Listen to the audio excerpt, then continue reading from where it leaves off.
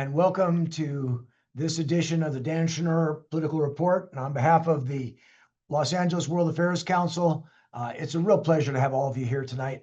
I'm Dr. Richard Downey, the President and CEO of the Los Angeles World Affairs Council. And tonight's edition will be focused on the government shutdown, Congress cuts, and public services, which will be interesting. But I suspect, given all the buzz in the news about the agreement, Hamas's willingness to let go the hostages and be trading for Palestinian prisoners, I think Dan will be talking a little bit about that as well. Like you, by the way, I am a big fan of the Dan Schnur Political Report. So this particular edition is a bit bittersweet for me, because this is the last time I will be addressing all of you as the President and CEO of the Los Angeles World Affairs Council. I think many of you may be aware that I'm stepping down on the 31st of October. So this is the last time. But that said, I will be joining you on the other side of the screen, all you and Dan, for other episodes, just not on this side of the screen. So I look forward to joining you all on the next one. And beyond that, I do want to let you know about some upcoming events that we have. On the 5th of November, we have an event with the Los Angeles District Attorney Nathan Hochman. That'll be at the City Club. On the 11th of November, we have a Veterans Day event with General David Stilwell. Should be very interesting. That'll be at the Bob Hope Patriotic Hall. We have also on the 13th of November, there'll be a Young Professionals event with Eric Schwartzel, who's written a book called Culture Classes, China versus Hollywood. For young professionals out there, you'll really enjoy it. I've heard him speak. And then on the 20th of November, we have a Latin American and Los Angeles heritage event that will be at the Mexican Consul General's residence. So very, very interesting. We want you all to be part of the discussion tonight. And, Dan will be talking for about 30 minutes, and then we'll open it up to everyone for their questions for 30 minutes. But, at any time during the session, you just go down to the bottom of your screen to the Q&A box, and you can type in your question. And Madison Alt, who is back tonight to be host, we were happy to have her back with us tonight, will be asking your questions to Dan during that Q&A portion with the audience. I do want to remind everybody that for those of you who are members, by the way, and I hope you'll join. If you're not a member, we can sure appreciate it.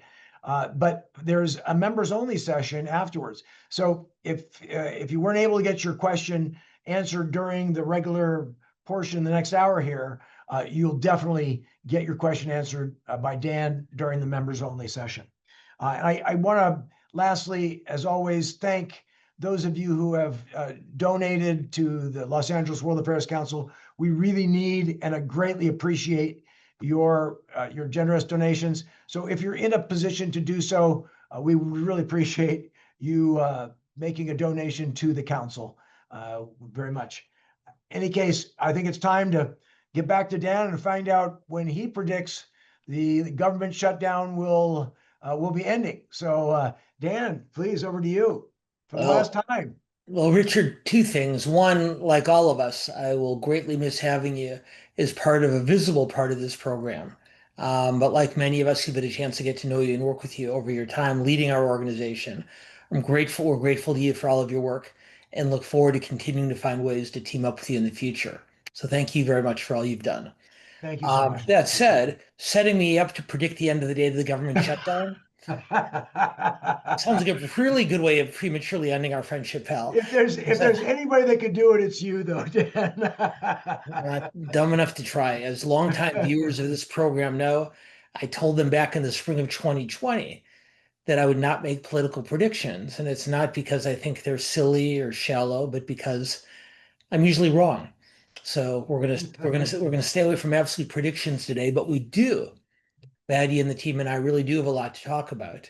Originally, as I think those of you who saw our marketing materials know, that originally our plan was to talk more broadly about domestic policy and the country's economic challenges, about inflation and tariffs. and the aging population, the economic challenges and opportunities that that presents. Well, as of last week, we decided, it probably really did make more sense to talk about the most important news of the day, that being the government shutdown, which is now entering its second week. So the team and I have been scrambling to readjust in order to prepare to discuss the shutdown with you, which we will still do. But as Richard mentioned, arguably even bigger news today, which is very significant movement in the Middle East. I'm holding back on my enthusiasm just a little bit.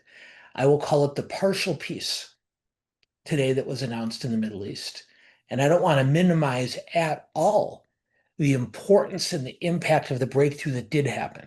The fact that it does appear that the remaining hostages are going to be released, the fact that it does appear that there will finally be at least some type of ceasefire, these are critically important. These are seminal moments, and I don't want to minimize them for a second. That said, I will still call this a partial peace agreement because while the hostages and the bullets flying are the most important challenges that we're facing there in the moment, going forward, there's a lot that this agreement has not yet addressed. The two sides have not yet come to any conclusion about the governance of Gaza in the aftermath of the violence. And Israel and Hamas and other stakeholders still have very, very different ideas about that. We'll talk more about that in just a moment. And I think most fundamentally, the agreement, at least the one that was announced today, does not directly call for a disarmament of Hamas. And it's difficult to see anything moving forward beyond the next few days until an agreement on that is finalized and articulated.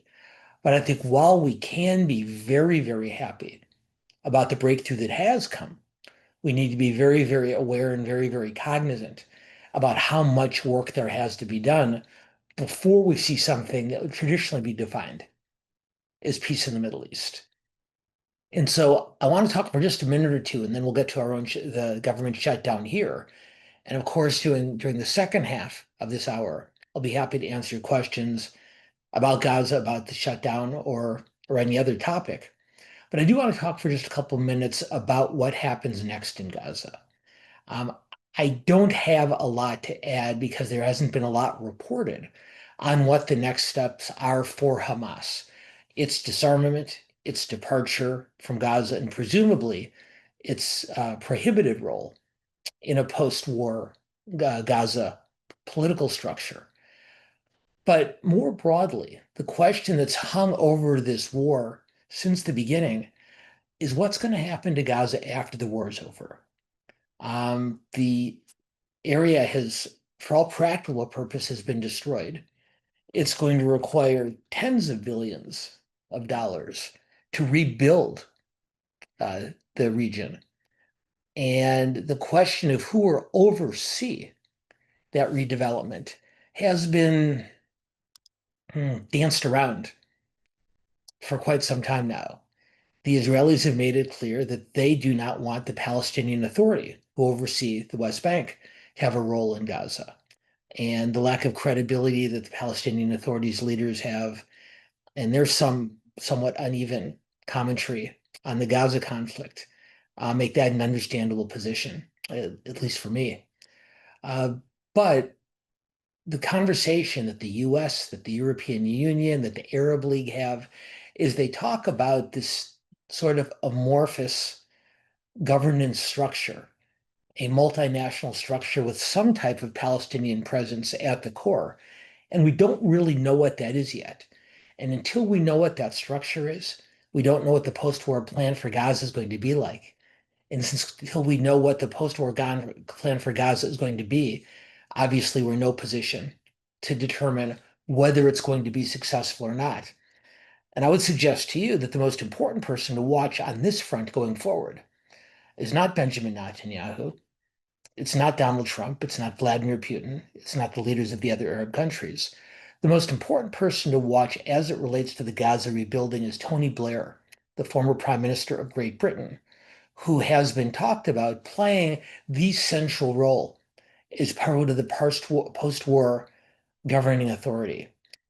And it seems to me that if there is going to be a credible governance structure in place, if the Europeans, if the Arab countries, if the US is going to play a meaningful role, at the core, you need someone or someones to oversee that structure in a way that a non-identified Palestinian authority simply cannot.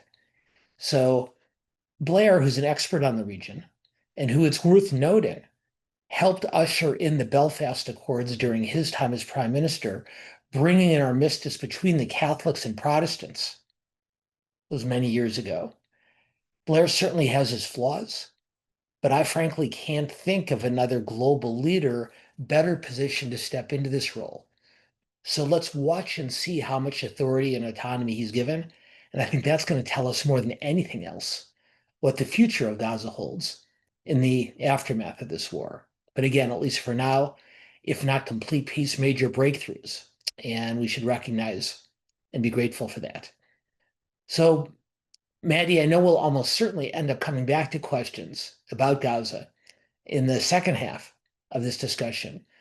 But you and I agreed we were going to talk for a while about the government shutdown. And here we are a week into the shutdown. It shows no signs of ending. The two sides are digging in. So this may not be the only time we end up talking about it in this webinar, huh? Definitely not. And I do kind of want to kick it off pretty broad when we talk about the shutdown here. I guess I feel like we have to start with the question that everybody is wondering, how did we end up here? Okay. So I think that there's a lot of ways to answer that question, but the most important is what I would argue to me is the most core fundamental differences between Donald Trump and the Republicans on one hand and the congressional Democrats on the other on any number of fronts. But where push really comes to a shove is that for the first several months of this administration, as you know, Maddie, and as most of our audience knows, the Trump administration has simply refused to spend a lot of the money that Congress had previously allocated for any number of federal government programs. And beyond the usual ideological differences that divide the parties in Washington, D.C., Democrats have been getting angrier and angrier and angrier that agreements that they believe, and with some validity, are now the law of the land, are not being followed and are not being honored by the Trump administration. So we started out with a level of animosity and acrimony that almost begged this type of situation.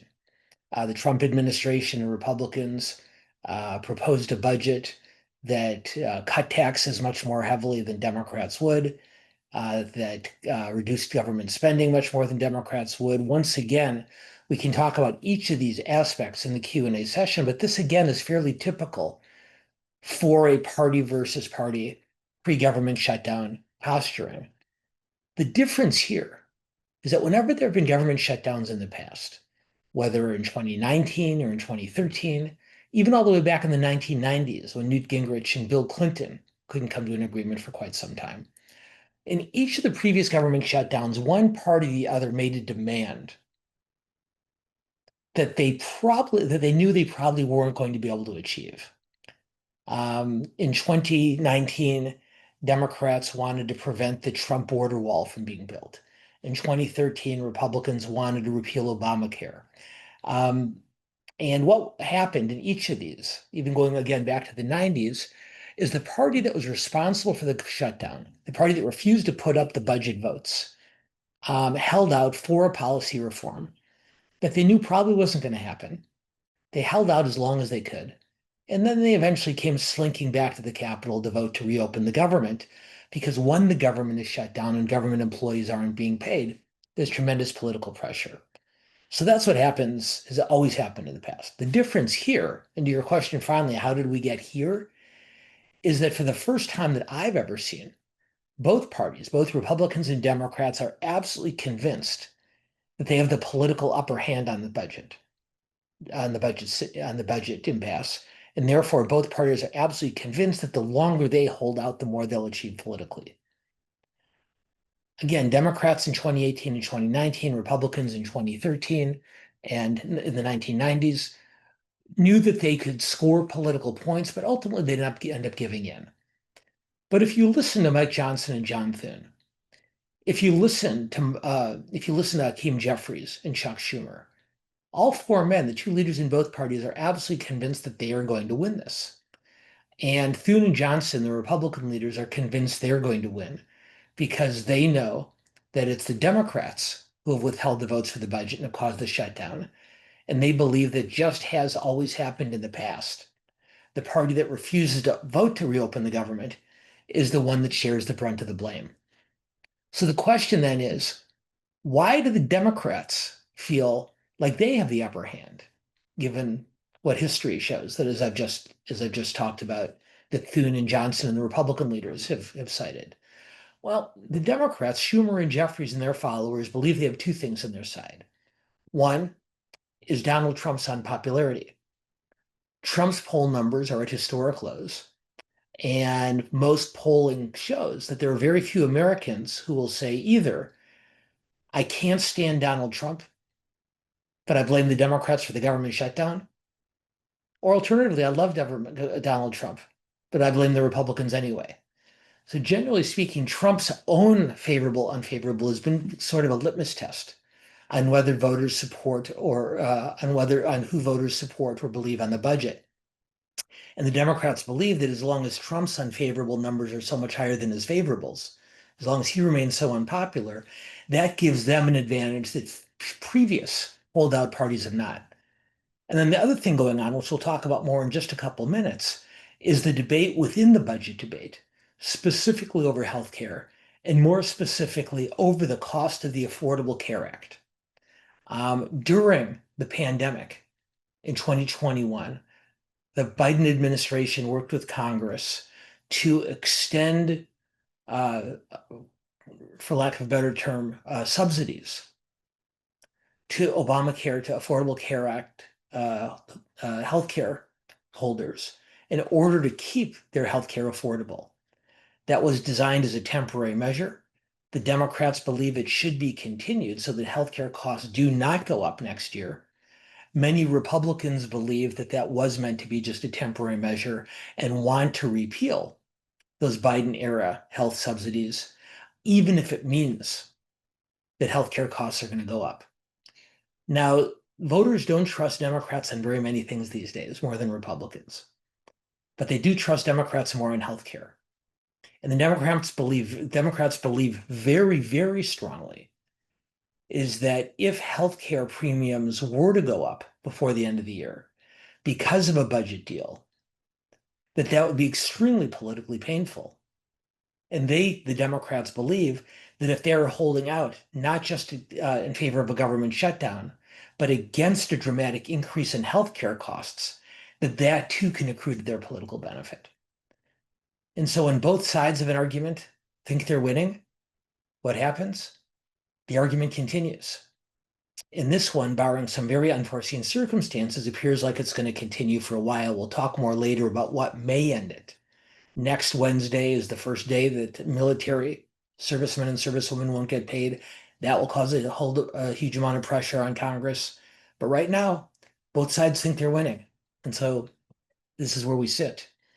If I'm not mistaken, Krista, we've got a question for our group on this, don't we? Can we put that up? This one's pretty straightforward for all of you. Who will benefit? Which party will benefit, and which party will be harmed by the government shutdown? Option 1, Democrats will be helped and Republicans will be hurt. Option 2, Republicans will be helped and Democrats will be hurt. Option 3, both sides will be helped. Option 4, both parties will be hurt. You've heard me articulate, at least paraphrase, the Republican and Democratic arguments on why they think they're winning. What do you think? Who is winning, if anyone? Let's see what our group thinks. Well, very interesting. By a pretty sizable margin, our group thinks that Democrats will be helped more than Republicans. 27% say Democrats will be helped. Only 3% say Republicans will be helped by this. Similarly, only 3% of our group thinks that both sides will be helped. 67%, 2/3 2/3 of our respondents think that both parties will be helped. And I will tell you that, to me, is a very perceptive analysis from our group, which I know to be a very perceptive group, because while the polls originally showed that voters sided with Democrats over Republicans on this, not by large margins, but by some degree, the polling over the last few days shows that both parties are being blamed to a very large degree and in roughly equal levels. Very interesting. That is very interesting, especially given that we know that the Democrats are the holdout here. And I wanted to keep talking about that a little bit with you and a little bit about the conversation that you already started about healthcare. My main question really is, why are the Democrats holding out on the Affordable Care Act, given that it's such a sticking point in these conversations, and as you demonstrated, has been for some time now?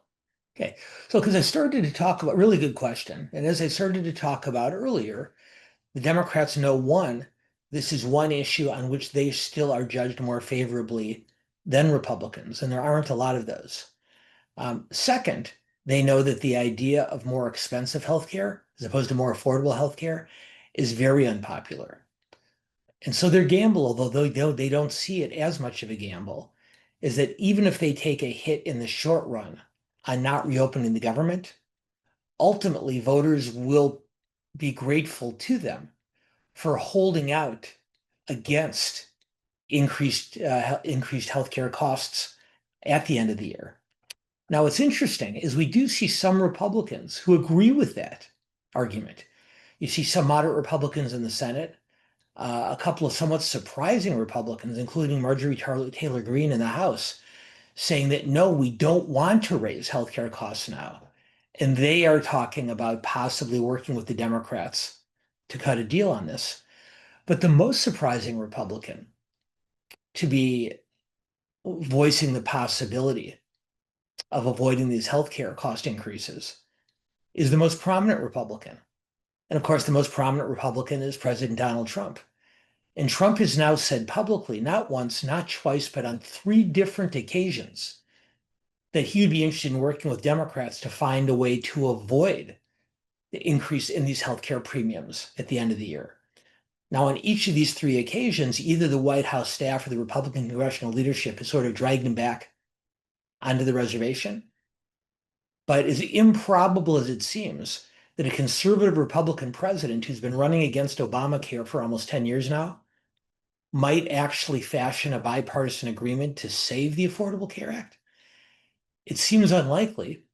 But Trump and at least some of his advisors do seem to recognize that going into the midterm elections, having just greatly increased healthcare premiums for Americans might not be such a great thing for their party. And Trump, who knows very well that the last time the Democrats had a majority in the House of Representatives, the last time they had a majority, he was impeached not once, but twice. He doesn't want to be impeached again.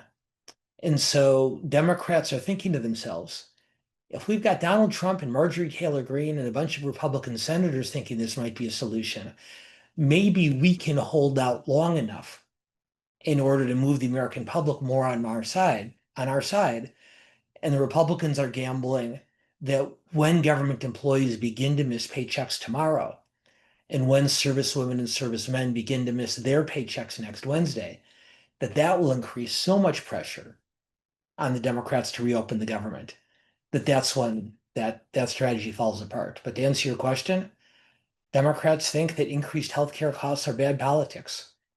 Donald Trump agrees with them, at least to some degree. Where they disagree is what to do about it, at least in the immediate.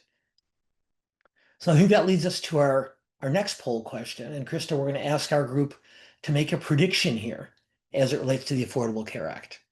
So question for all of you: will the Democrats ultimately be able to get Republicans to agree to continued higher benefits? Yes, the increased benefits. Well, okay, that's phrased a little bit wrong. The question is, will the Democrats ultimately be able to get Republicans to agree to continued higher benefits? And yes, the Democrats will win this fight, and the benefits will remain in place without increased premiums. Or no, the Democrats will fold and we'll see benefits be reduced and or costs go up.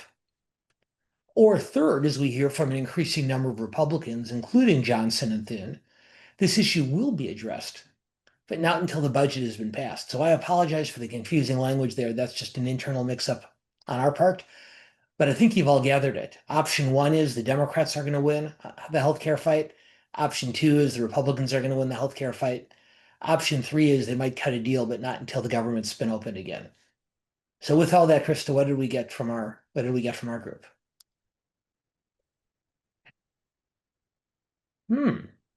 Very interesting.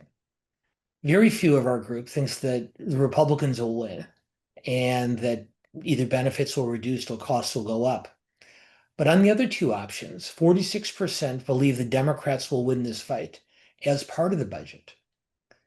44% believe that the healthcare costs may be prevented from going up, but the Democrats are going to have to allow a budget to pass.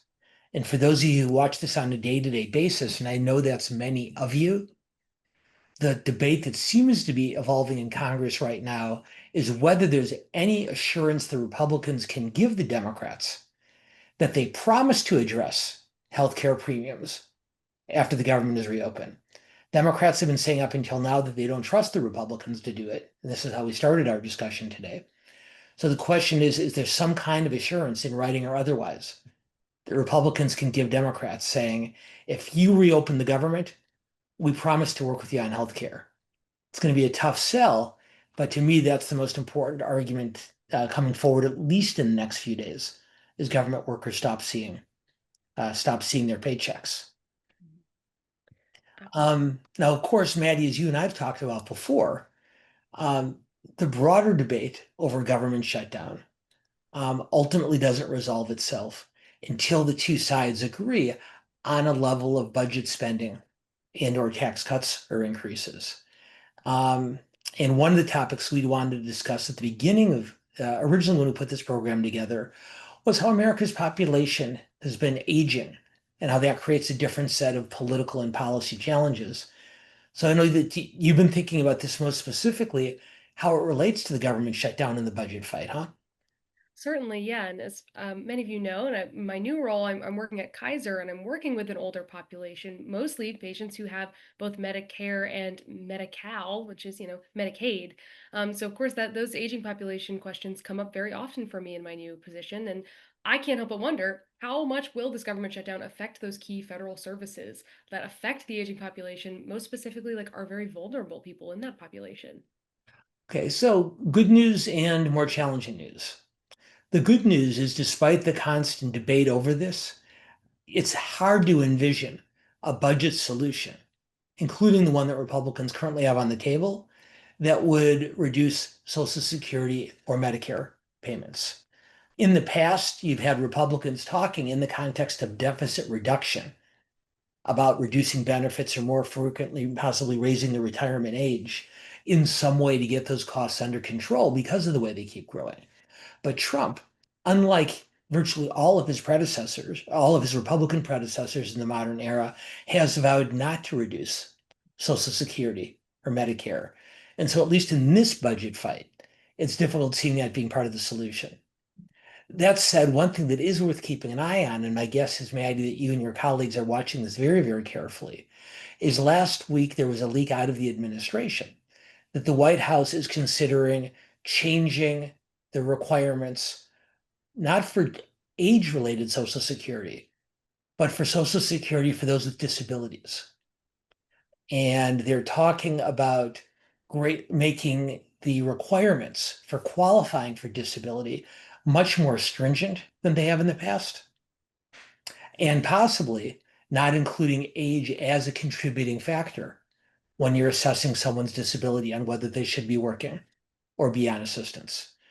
So I don't think that this is going to be part of the budget solution that comes out of the shutdown whenever that happens. But keep an eye on this issue, because even if Social Security or Medicare per se are not going to be cut in the foreseeable future, dramatically changing the way that disabled individuals can qualify for health-related Social Security benefits as opposed to age-related benefits is an issue of immense fiscal impact and obviously of immense real world impact as well. So the question of disability is the one that to me that's worth paying attention to more than overall benefit levels. The other thing that's worth paying attention to as it relates to both older voters and others who rely on prescription pharmaceuticals is the administration announced last week what they are not very modestly calling Trump RX. And they have cut a deal with some of and continue to work with other of the nation's largest pharmaceutical companies to force them to reduce the costs of their prescription drugs. Now, many presidents in the past, Biden, Bush, Obama, even the Reagan administration, have all tried to find ways to convince domestic drug producers to lower their costs so they could be sold at the same level that a lot of international providers do. And I know many of us or our families will purchase prescription drugs internationally because they're so much less expensive. Now, the domestic pharmaceutical companies argue with some justification, and I'll underscore the word some, that much of their costs are incurred by research and development, coming up with these drugs to begin with. They say if they lower their prices to the same levels that other countries' providers do, they'll no longer have enough money to do the research and development of new breakthroughs that they need. Now, there's smart people on both sides of this argument who have very, very different ideas about how valid that argument is. But over the years, no president and no Congress of either party has been able to convince the pharmaceutical companies to back down. And Trump did. And how did he do it? Trump used his favorite cudgel, which is the threat of tariffs. And we talked about tariffs on this program last month. We'll talk about it again in the future.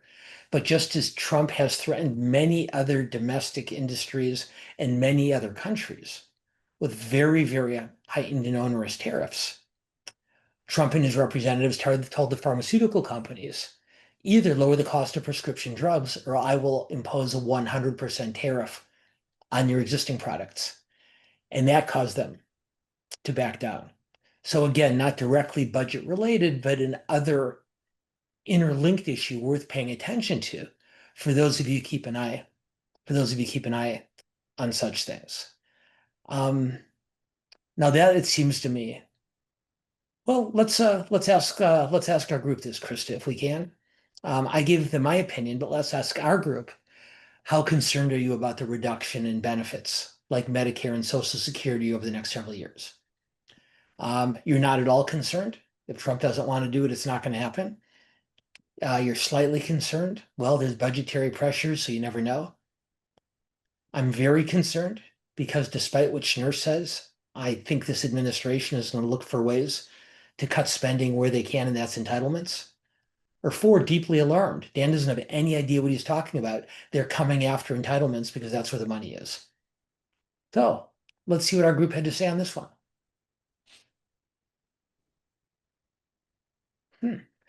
All right, so if we take the two bottom options, very concerned and deeply alarmed, 44% of you are very concerned that benefits might be reduced. 18% of you are deeply alarmed that they might. So add that up, and 62% of our group says that Dan really doesn't know what he's talking about. And I know you're much more polite, all of you, than to say that out loud, but I do understand your concern because this has been an ongoing topic of discussion in Washington for many years. And ultimately, if the Trump administration or any administration does decide to focus on balancing the budget, which has not been a significant concern of a presidential administration in this country for many years, the only ways to do it are to cut taxes, to cut defense, to increase taxes, to cut defense spending, or to cut spending on entitlements, because that's where the money is. So I do understand your concern. I guess more broadly, this gets us, from budgetary questions to almost societal questions, Maddie. My generation, unlike yours, is becoming a much larger portion of the population. And while we think that's a fine thing, us oldsters, we also recognize that that does create significant challenges. Yeah, and that's definitely interesting. I mean, we always have these discussions, and I look at it from the Gen Z perspective. But I am wondering, I guess, what policy and political ramifications do come out of us having an older population, I believe a graying population, as we described it. Well, I guess I'd make a couple points here, and one goes back to the poll question that our group answered. Um, Whether it's under Donald Trump or not, at some point it's hard to imagine this country continuing to operate from a fiscal standpoint without either reducing entitlements by lowering benefits, or again, more likely, a higher retirement age, or possibly both. Tax increases are unpopular. Defense cuts are unpopular. Entitlement cuts aren't popular either. But such a large and growing portion of government expenditures go in that direction. I think our audience does have some, reason to be concerned. But I think it is worth noting where all this comes from, which is how much longer the human lifespan has become over the course of most of our lifetimes. And David Brooks in the New York Times wrote a really interesting column on this earlier this year, in which he postulated, he said that we have essentially, we as a society, we have invented a new generation. That when Social Security was invented in the early 20th century, the average lifespan wasn't that much higher than 65 years old. So paying someone Social Security on retirement was a very short-term expenditure, except in unusual circumstances. Well, of course, now the average lifespan is much greater than 65, says this 60-something with great relief. But so what does that mean? That means even before we get to the economic considerations, that means we have an entire new generation, as Brooks argues, that didn't exist 75 years ago. An entire generation of people who are post-retirement, but still many active and vital and engaged. And what Brooks suggests, and I think it's a very legitimate question, is what do we do, this new generation, with those 20 or 30 years that are available to us? Do we work till later ages? Some of us will, either out of preference and some, unfortunately, out of necessity. Do we start new careers, as mentors, as tutors, somehow or other giving back to our experience? Or do we, at age 65, just go through a 25-year party, which sounds pretty good to a lot of us? So these are economic questions, but they're societal questions too. But when you do get back to the economics of it, where we end up is the unalterable fact that as the population ages, for all the benefits that may bring, that means that we will have fewer workers supporting more and more retirees. So Maddie and her generation will be responsible for a much greater fiscal responsibility than our generation was when we were paying into Social Security. So how do you fix that imbalance? Well, there's really only two ways. One is to increase the birth rate. And there is actually a growing movement in this country, the most notable adherent of being our Vice President, J.D. Vance. They call themselves the natalists, who are very aggressively looking for ways to encourage increases in childbirth rates in our society. Now, some of them argue, Vance included, for religious and spiritual reasons. Others are looking at economic incentives, providing a child's tax credit, for example. So for a young married couple trying to decide whether one or two or more kids make sense, knowing that there's an added economic incentive in a larger family. But the US isn't alone in this. This graying trend, of course, exists to an immense degree in Europe, to an even greater degree in Japan, where it's become a real struggle. And where it's the biggest struggle is in countries that do not have significant rates of immigration inflow. So one of the reasons that the United States has been able to escape these challenges to the same degree as Europe, as Japan, and others, is because even though our birth rate is not making up for the increased number of older citizens, the number of migrants who come from other countries has been growing. Now, we've talked plenty of times about the debate over immigration policy in this country today, and we'll come back to it again in the future. Today, let's just agree that the number of immigrants coming into the country is no longer as high as it once was. One lesson I'd offer as it relates to birth rate, whether it's obligation or spirituality or religion or tax credits and other economic incentive, they tried a lot of these things in China. The Chinese government realized that the one-child policy that they imposed for much of the second half of the 20th century was incredibly counterproductive. It meant a much more dramatically aging population even than ours. So they've tried, first of all, they've not only withdrawn the one-child policy, they've also created all sorts of incentives, economic and otherwise, for young married couples in China to have children, and none of them are working. And what smart sociologists and psychiatrists have posited, and I think there's some real validity to this, there's only one thing and one thing only that encourages young people to have more children. And it's not tax credits, and it's not religious faith, and it's not patriotism. It's optimism. If you believe that the world is going to be a better place for your children than it is for you, you will therefore be that much more incentivized to have children. If you believe that your children are going to inherit a less worthwhile planet on which to live, then that discourages the birth rate to a tremendous degree. So this is probably a discussion for another day, but if we want to balance off this generational thing, we have to figure out how to reverse the growing trends in this country and elsewhere who are convinced that their children's lives will not be as happy and productive as theirs are. We make our society a more optimistic one, and we balance out this generation flux. Anyway, plenty of other things to talk about, and we really want to get to your questions, which we're going to do in just a moment. Before we do, we're going to ask you one more poll question. And Krista, if you can put up the question about what our group thinks is the best thing to do to adjust to an aging population. And we didn't put optimism on here just because, well, we're mean. So we're going to ask you to pick something a bit more practical and a bit more tangible. Should we extend the retirement age and tell people that they should not retire until 67 or 68 or 70 or older? Should we increase immigration to fill the vacant jobs that are being left open because of retirements? Should we increase the child tax credit to make it even more lucrative for Gen Z couples to consider having children and other types of pro-family measures? Or what about technology? Is the answer to rely more heavily on artificial intelligence and other tools of technology to fill these vacant jobs?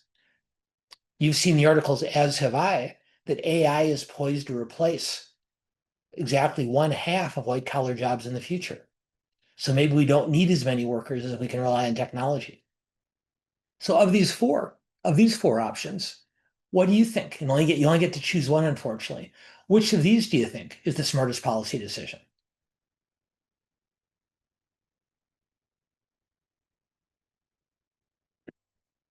Well, look at that.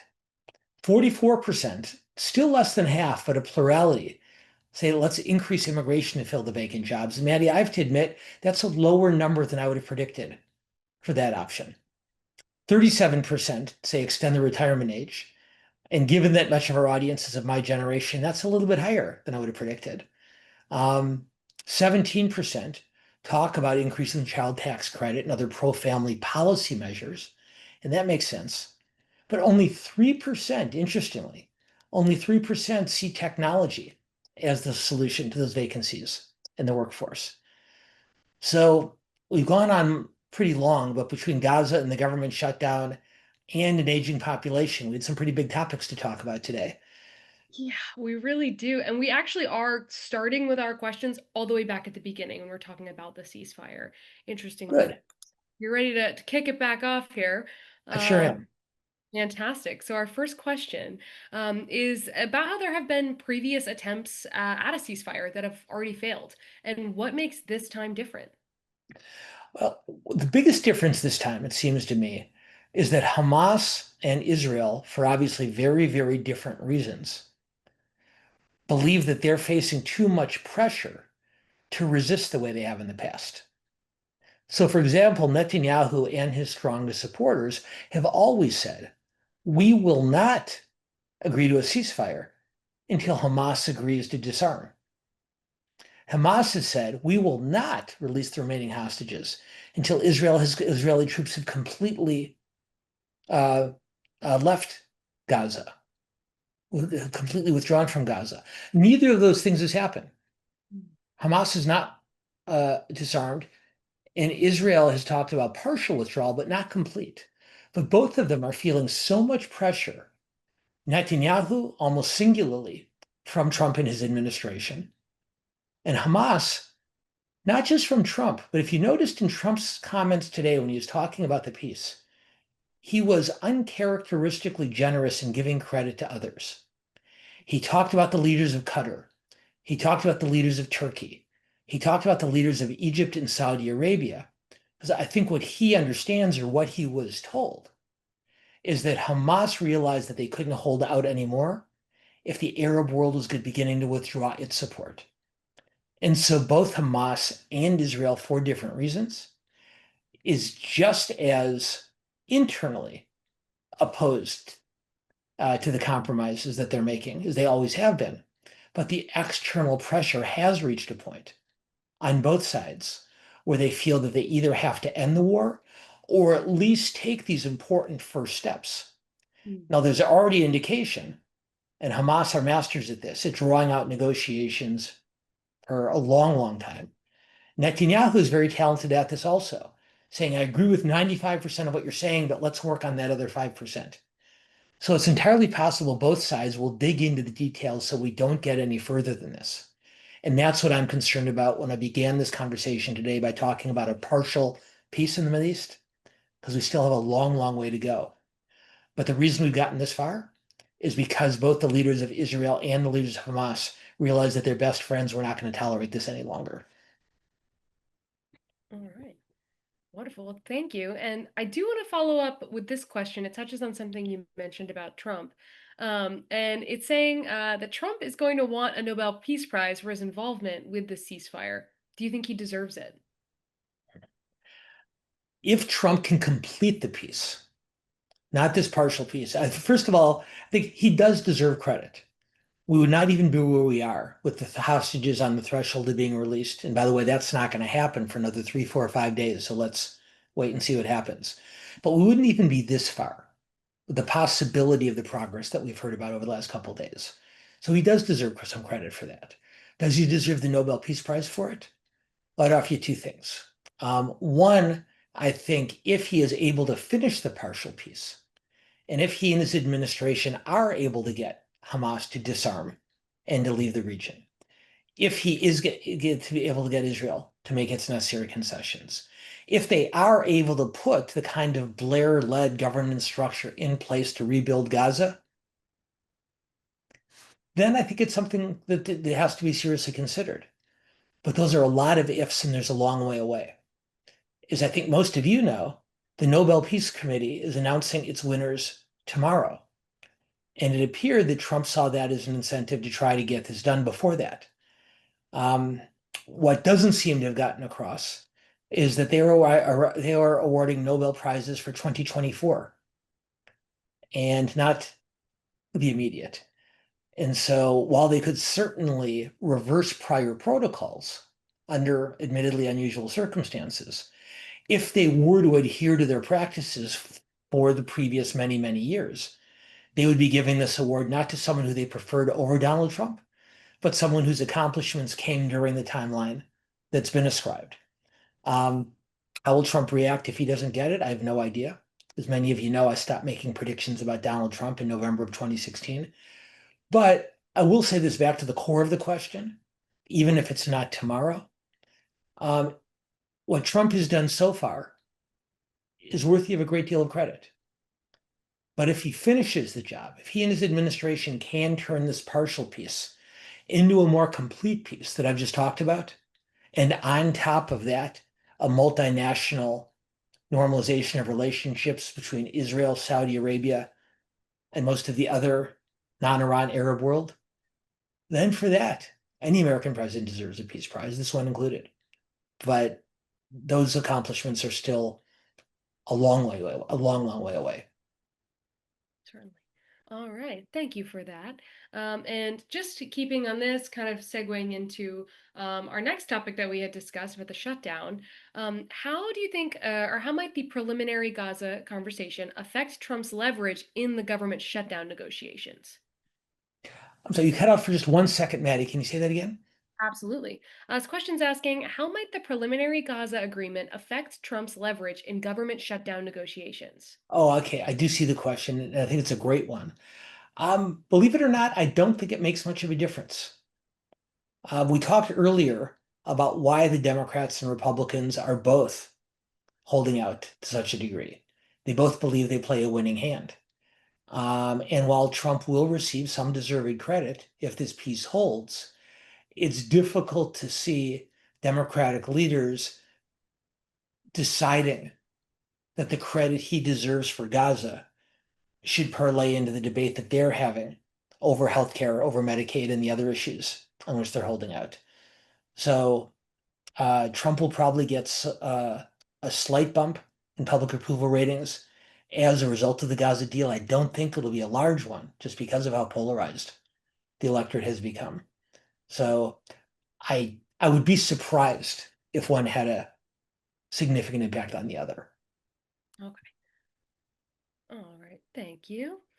Okay, and then continuing with conversation about the shutdown, do you think are Democrats opposing action too soon as a strategy to let rising healthcare costs drive voter frustration and pressure for change in Congress in 2026? Well, it's a really interesting question. And so what you're really asking, if I interpret it right, is would the Democrats rather keep healthcare costs down, or would they rather the issue to beat up Republicans because healthcare costs went up? And there's an argument to be made on both sides. I believe, given their current behavior, that they really do believe that if they can keep healthcare premiums from rising at the end of the year, that they will be rewarded for that politically, that the voters will see that they were the ones who made sure that healthcare costs didn't go up. That said, in order for voters to know that and remember it and act on it, they almost need a holdout to continue for more than 8 or 9 days so that voters remember as time passes why their healthcare costs didn't go up. I think it's more difficult for Democrats generally to support a government shutdown than Republicans, if only because Democrats tend to look toward government for more, programming mechanisms and support. But I think they believe that if they can get it into the public's consciousness that they're the ones who protected healthcare costs, then I think they just as soon have the policy win and be able to blame Republicans for fighting against them, even if the Republican fight was ultimately unsuccessful. All right, thank you for that. All right, and then continuing with that conversation about these really key federal services that we have, this one is asking, wouldn't one of the simplest ways to strengthen Social Security be to raise the cap on taxable earnings, which is currently quite low? Certainly. And this is a variation, or I guess I would call it a subset of the broader argument about tax rates in this country more generally. Some people believe that raising taxes on the wealthy would be helpful because wealthier people can't afford the additional tax burden, and that allows government to benefit for the services they want to provide. Others believe that raising taxes on wealthy people creates economic disincentives, and therefore you're less likely to see people putting in extra time and effort to achieve professional and economic success. This has been a classic argument back and forth between the two parties for decades now, really for just about a century. Democrats accuse the Republicans of wanting to protect their rich friends. Republicans accuse Democrats of wanting to penalize job creators. It's a perennial argument that takes place in this country. Projecting it into the Social Security argument adds a different wrinkle to it, but it's the same basic, perhaps the most important philosophical disagreement between the two parties. Right. Awesome. Thank you for that, Dan. All right. And then I do have a question, and this one is a little bit more, I guess, about really what's going on outside of the government shutdown, in relation to deployment of the National Guard. It's asking, can you compare and contrast the occupation of U.S. cities today, like Portland and Chicago, with the occupation of Union troops of the South subsequent to the U.S. Civil War? Um, First of all, I'm not sure that I can. What I will say is that it took both a war in Gaza and a government shutdown to keep us from talking at all for the first 56 minutes of this program about these National Guard fights, because they're of huge import and huge impact. For those of you who didn't see it, shortly before the program started, a judge ruled in Illinois that National Guard troops could not be deployed into Illinois, at least for the time being. The case being heard in Oregon about Portland deployment has not yet been decided, but that's big, big news out of Illinois. Not having been around for the Civil War, I'm a little bit limited in how I can frame that parallel. But what I will do for the 20th century, I'll say what we've seen for the better part of 100 years in this country is when the National Guard or federal troops have been deployed to a state, it's almost always been at the request, or at least the agreement, of state and local officials. So for those of you with longer memories, you may remember that in 1992, George Bush Sr. deployed federal troops to Los Angeles in the aftermath or during the riots that took place after the acquittal of the police officers in the Rodney King case. But Republican President George Bush did that at the request of a Republican governor. You really have to go back to the 1950s when Dwight Eisenhower sent federal troops into southern states to force integration over the opposition of southern governors, that you see a parallel to this. So it's not unprecedented, but it's highly irregular. And for those of you whose expertise on the pre and post Civil War era outweighs mine, I will defer to you on it. But I have enough respect for this audience that when I don't know the answer to a really smart question, I either admit it or I change the subject or both. Wonderful. Well, thank you, Dan. All right, and then you think we got time for one more? Definitely. Excellent. This one is asking, how do repeated government shutdowns affect U.S. credibility abroad and confidence in government at home? Excellent question. And the impact at this point overseas, well, the impact on both fronts, both domestic and international, are significant. Particularly because for most of our history, the shutdowns, while they occurred, were so rare and so short that the fact that they're happening with increasing frequency and increasing duration diminishes domestic belief in our government, but that's already been at fairly low levels. But I would say that the government shutdown, coupled with abrupt U.S. changes in diplomatic, trade, and military international endeavors, has had a much greater impact on the international front.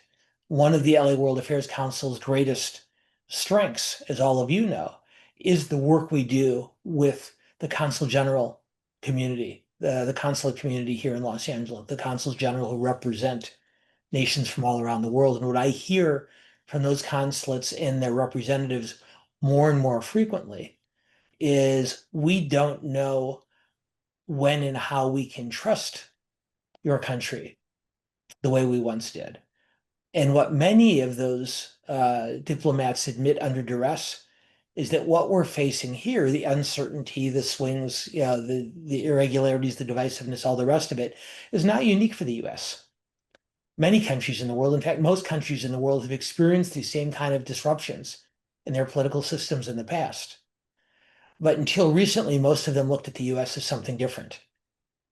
And the shutdowns, coupled with the other types of abrupt changes on the international landscape, have made many international observers realize that in some ways the US is not nearly as unique as they had believed for most of the post-World War II period. So it is an impact at home, and that's unfortunate, but those numbers were already pretty low.